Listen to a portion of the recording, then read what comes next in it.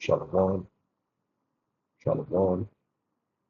I want to give all praises, honor, and glory to Yahweh, Bahashem, Yahushai, Bahashem, the Klakwadash. I want to give double honors to the apostles and elders of Great Millstone, because those are the men who I learned the truth from through the spirit and power of Yahweh, Bahashem, Yahushai.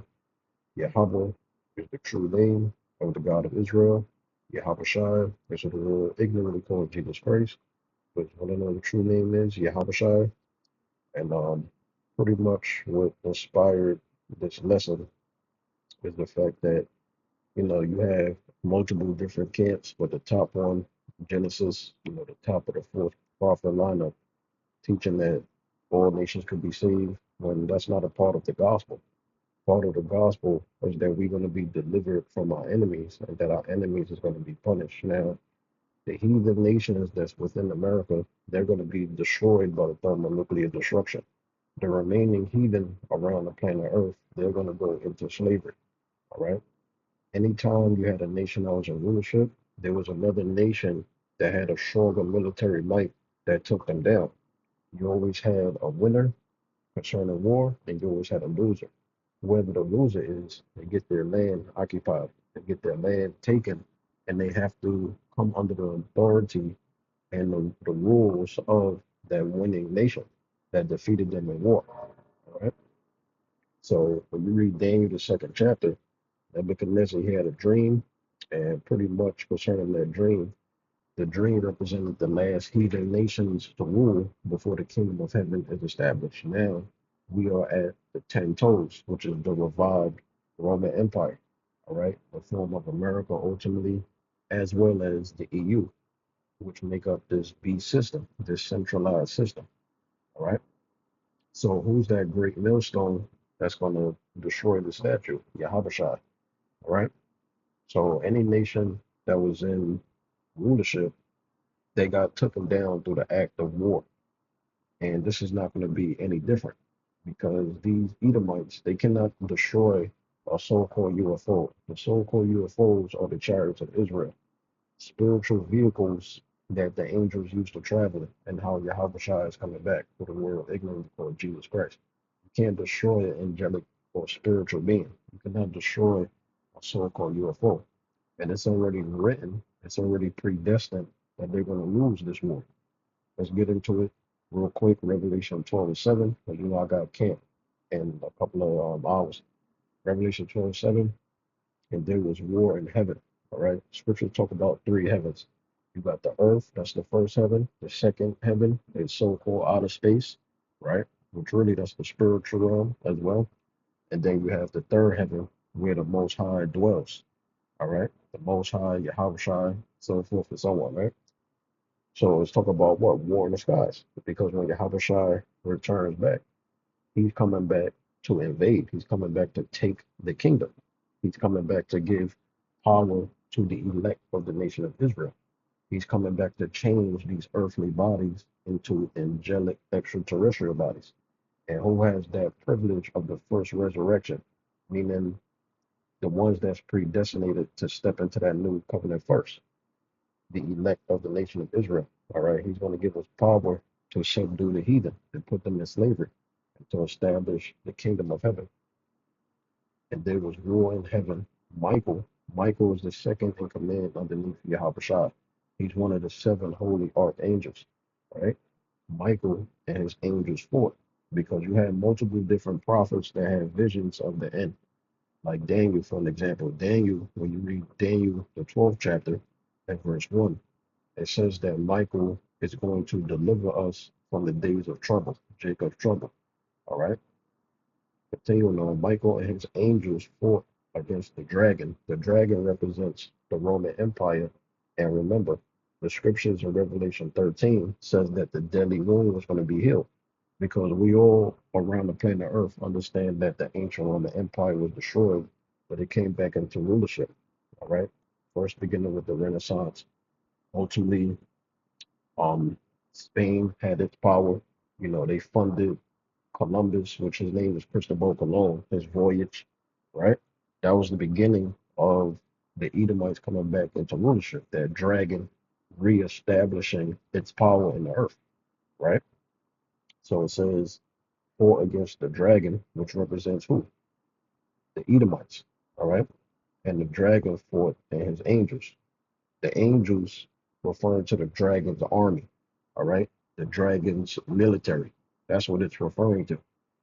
Continuing on, it says, and prevail not. They're not going to win this war. You cannot destroy a so-called UFO. You cannot destroy an angelic being, all right? Now, before I even finish, let's read this.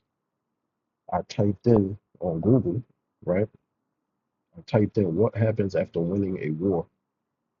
It reads, winning a war leads to establishing peace, rebuilding, withdrawing borders, because Yahweh Shai is going to bring us to our land and we're going to reclaim our inheritance through Yahweh Shai.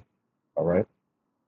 It says withdrawing borders and significant and political social shifts, because John talks about a new heaven and a new earth, meaning a new nation is going to be in authority, which is who? The kingdom of Israel, the 12 tribes of Israel, underneath Yahweh, Yahweh Shai, King David, right?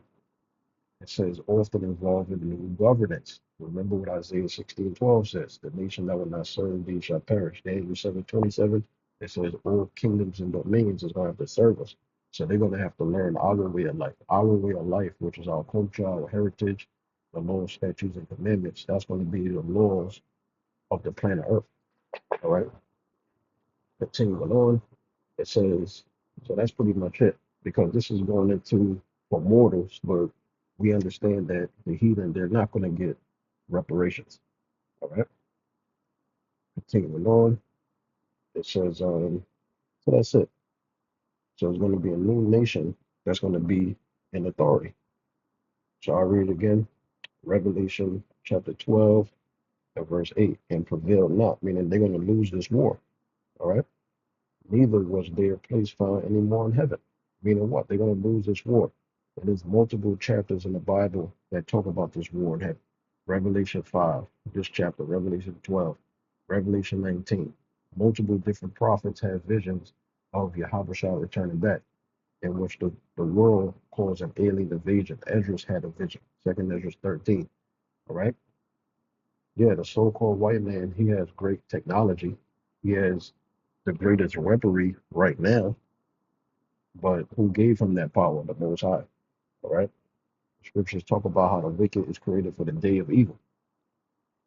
So they're gonna lose this war. When the great dragon was cast out, that old serpent called the devil and Satan, which deceives the whole world. Yeah, he deceives the whole world. Through what? Through his technology, right? His AI technology, his pseudoscience, his man-made religions that come from the Roman Catholic Church, ultimately the Roman Catholic Church. All right. It says he was cast out into the earth and his angels were cast out with him, meaning that they lost the war. All right. Revelation 21 and 1. The headline says a new heaven and earth. It says, and I saw a new heaven and a new earth, for the first heaven and the first earth were passed away. Meaning what?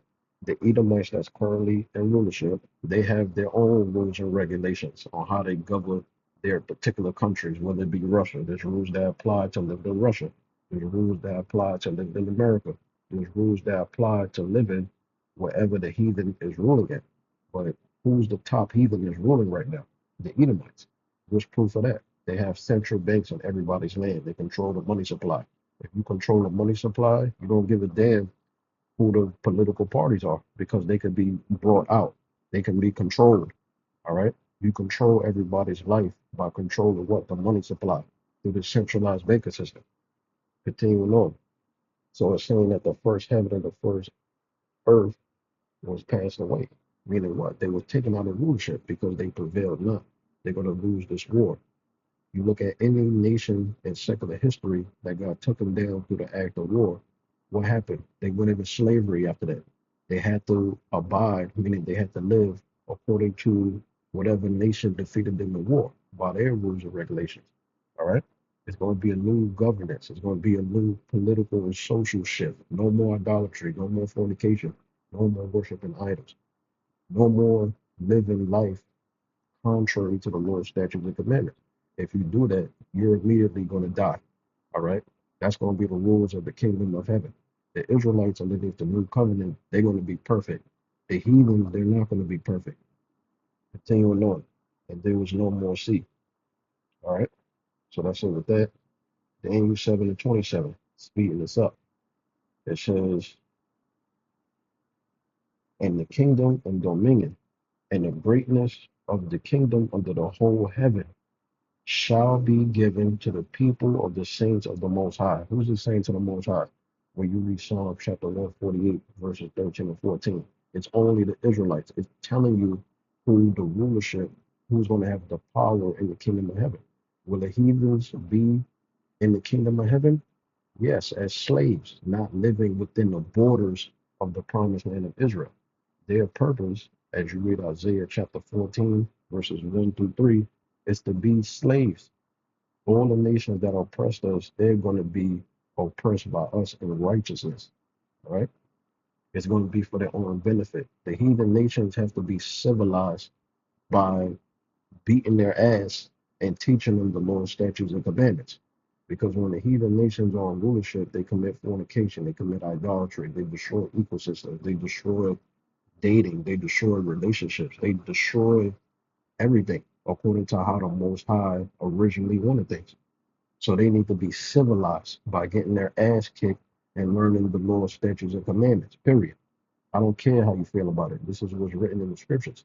All right. They need to be civilized. They're beasts. It says, under the whole heaven shall be given to the people of the saints of the Most High. So the heathens don't have no part in our inheritance. All right. They only went from Abraham, Isaac, and Jacob, the fathers of the promise. Who's the seed of the promise? The Israelites. It says, whose kingdom is an everlasting kingdom. And how is our kingdom going to be an everlasting kingdom? Because Yahweh shall promise us immortality. Underneath the new covenant, all Israel is going to be perfect. First beginning with the elect of the nation of Israel that have that privilege of the first resurrection. All right.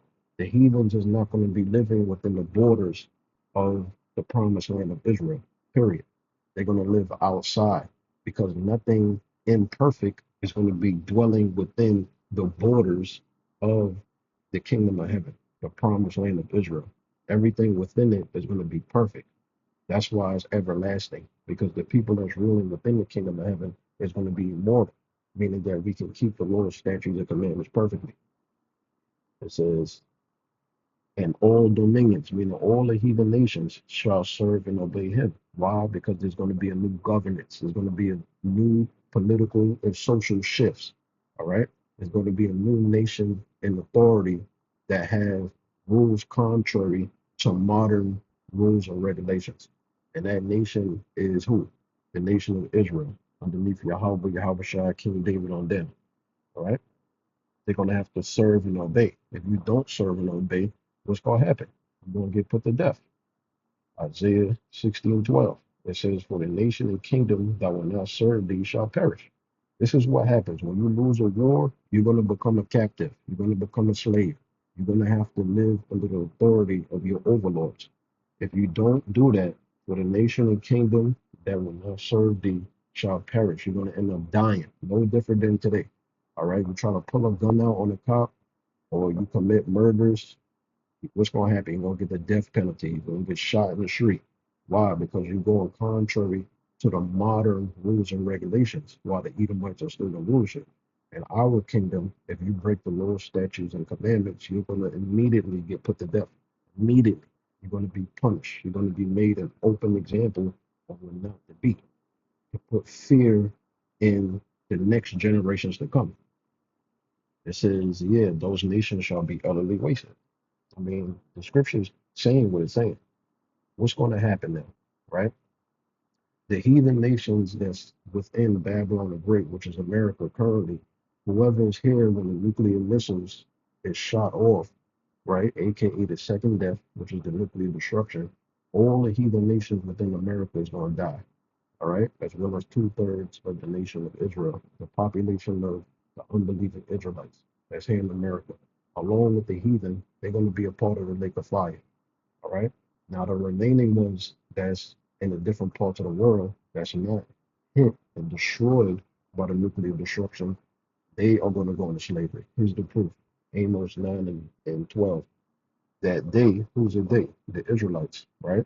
Psalms 2 and 8, it says that the Lord is going to give us the heathen for our inheritance.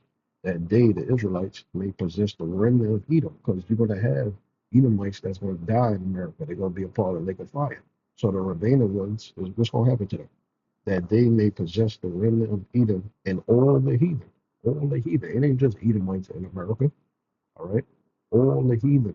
You have heathen nations that's here in America. They're going to die. They're going to be a part of the lake of fire. The remaining ones in their current territories where they're dwelling at, they're going to go into slavery.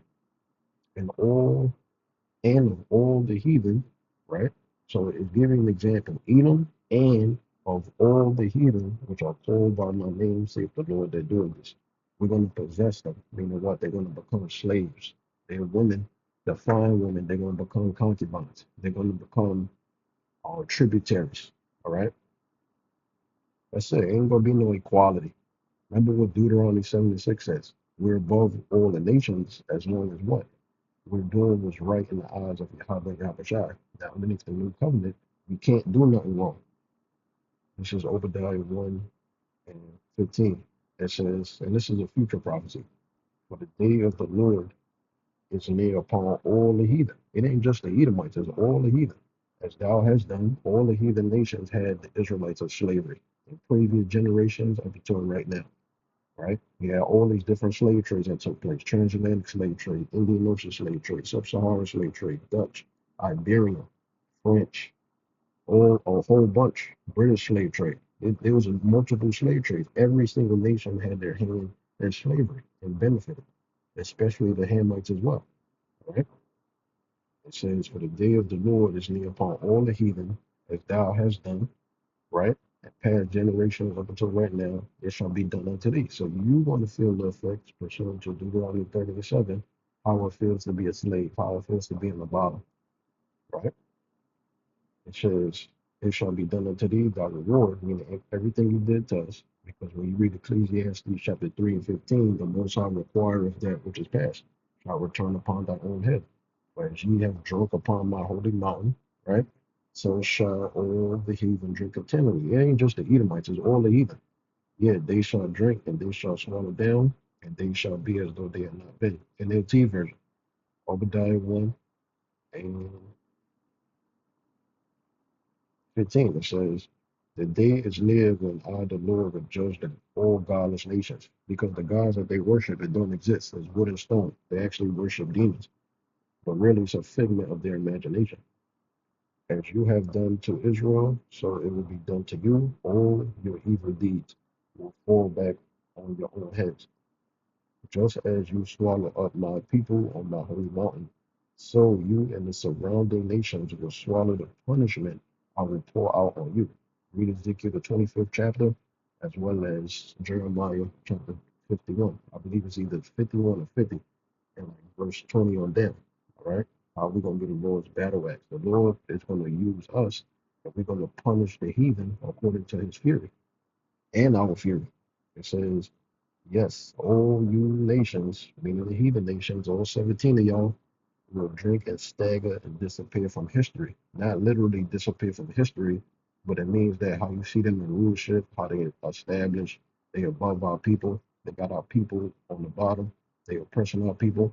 In the kingdom, they're going to be as though they have never been above us or had authority over us. All right, finishing it off with this, Jeremiah 30 and 16. Y'all see this precept coming out a lot. I should always bring this out. This is Jeremiah 30 and 16. Therefore, all they, who's the all they? All 17 heathen nations that devour thee shall be devoured, and all thine adversaries. This is a part of the gospel. Read Luke 1 and 7 on down to understand the gospel. Start at verse 68 and read on down. That's the gospel.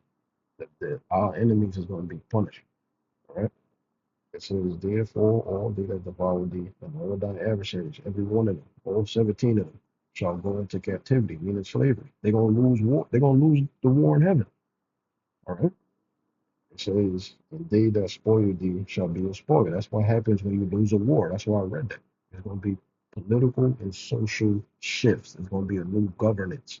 All right. There's gonna be new rules and regulations of the land by the winning nation that won the war in heaven. which is going to be the Israelites. It says, and they that spoil thee shall be a spoil, and all that prey upon thee will I give for a prey, for I will restore health unto thee, and I will heal thee of thy wounds, saith Yahweh, because they call thee an outcast, saying, this is Zion, whom no man seeketh after. All right. It says, thus saith the Lord, behold, I will bring again the captivity of Jacob's tents, and have mercy on his dwelling places, and the city shall be builded upon her own heap, and the palace shall remain after the manner thereof. All right. So, Roland, you was edified. Shalom.